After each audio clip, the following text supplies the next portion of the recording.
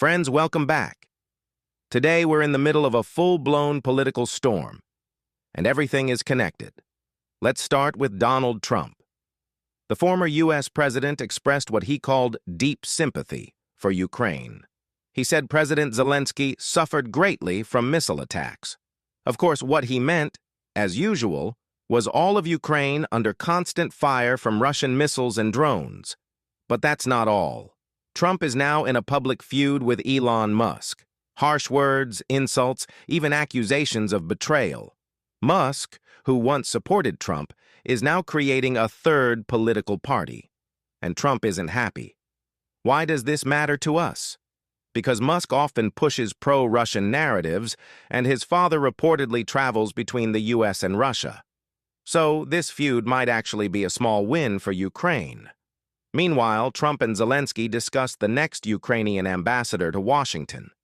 Current ambassador Oksana Markarova may soon be replaced. Why?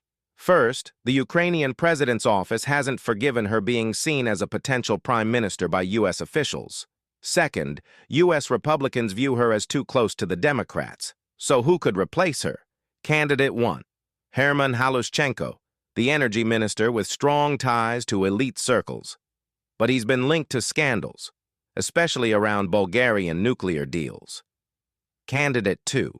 Prime Minister Shmyhal, possibly being rewarded with the ambassador's seat. Candidate 3. Olga Stefanishyna, allegedly involved in transferring state contracts to her ex-partner. This July, a major summit of Ukrainian ambassadors is expected.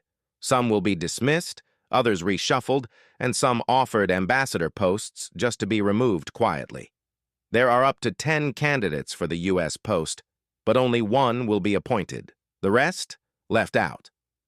Now let's talk about Lavrov's so-called peace plan.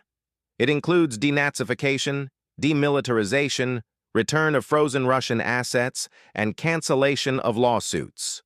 Absurd, right? How do you denazify a country that was never fascist?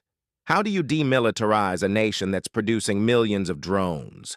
Clearly, Russia fears sanctions, court cases, and financial collapse. So let's hit where it hurts. Sell off their seized assets, and use the money for defense, for drones, and for victory. And finally, rising tensions between France and the UK.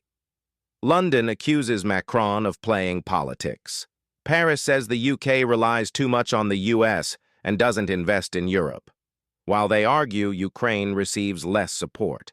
But remember this, if Ukraine loses, the entire world loses. Subscribe now and help us fight Russian propaganda with truth.